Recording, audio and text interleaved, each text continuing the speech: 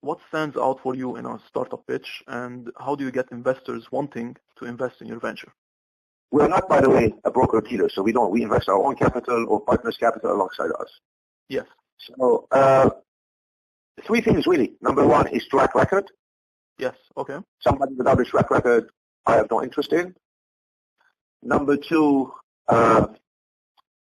it's really number one is management team with a track record, yes, and with skin in the game.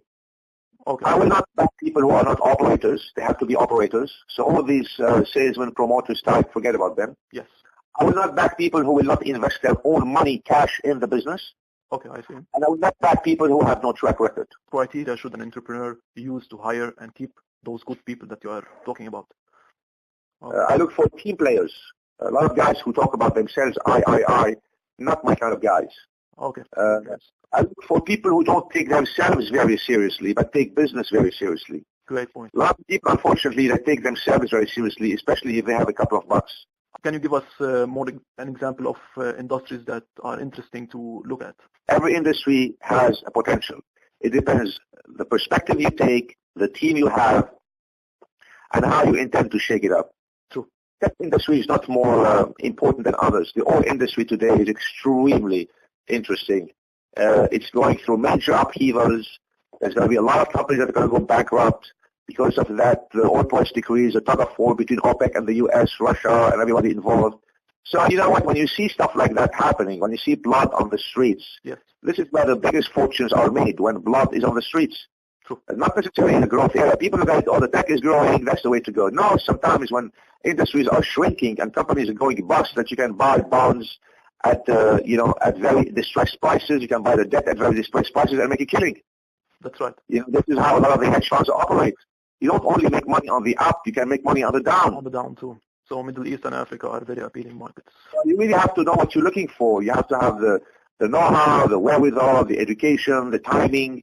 It's not a question of industries. It's a question of how opportunistic you are and how aware you are of the world geopolitical and geoeconomic trends. True. What three skills should an entrepreneur have to be successful for a startup? Number one, we should really be relentless. You can never, ever, ever give up. Number two, you have to have this killer mentality, is that you want to make some waves. Nice. Okay. Now, very few people think like this, because a lot of people don't want to piss off anybody. Yeah, they want to be at peace with everybody. You know, you're not running for office here. Yes. If you want to be a billionaire, you don't want to run for office. You want to make a killing. Okay. Great point. So I mean, these are some of the attributes that, look, this kind of stuff is not taught by your parents or by college. They tell you to conform. Yeah. People who are really bigger than life never conform.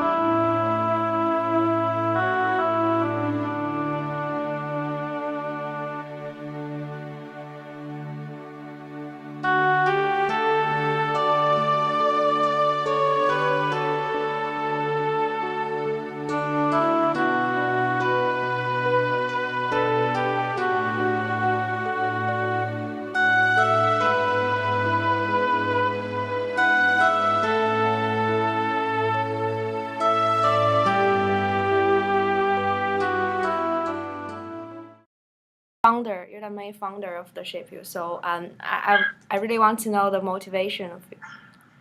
Okay. Most of the companies that I do are because of, let me know if you need to speak up or anything, are mostly because of some sort of, problem right? So like, I think the best way to do startups is to actually have like some sort of issue and then address it with a very specific solution. So the problem that we're looking at in particular is cardiovascular disease. It's the number one cause of death in the United States. It kills more people than cancer.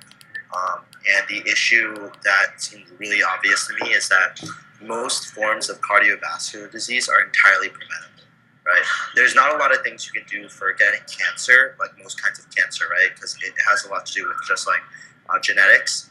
But with cardiovascular disease, while it does have to do with genetics, there's a lot of very simple environmental factors that you can change in order to prevent the disease. For example, regularly exercising and eating healthy. So why I created the company is that I think that it's a very simple solution, and we can solve it with a purely like economic power, I guess. So Have we any created advice ShapeU for because of the that. college students who also want to be an entrepreneur and start like from Yeah, such a young?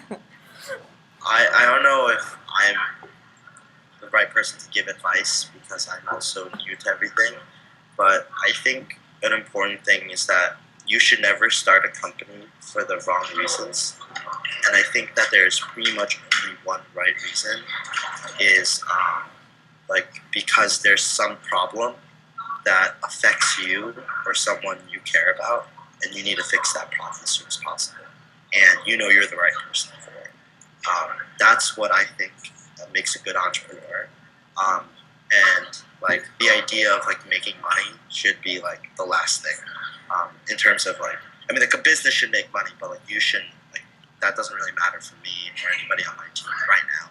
Right now, we just want to build a product and serve the population that we serve. So I think that's probably the most important thing. Like make sure you build for your passion. I think. Oh, okay. Hi, can you guys introduce yourselves and your venture? Hi, I'm Elizabeth, and I'm co-founder of Ergo H2O. Hi, I'm Christina. I'm also co-founder of Ergo H2O. So Ergo H2O is a social enterprise venture that's focused on improving the lives of women and children in the developing world by providing solutions for transporting and storing water. What got you started in this venture?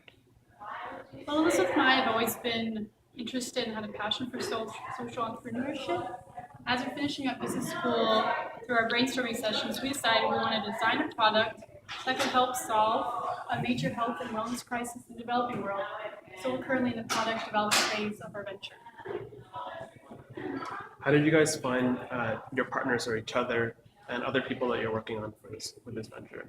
So this may be a bit unusual, but we're actually middle school friends. We've been friends since we were 13 years old, and from everything from class projects to playing volleyball on our varsity team together to sitting on nonprofit boards together, we've always been working together and really watching each other and supporting each other grow as both leaders and businesswomen. What has been the most important thing that you've learned that you'd want to tell other students who are considering or interested in starting a venture of their own?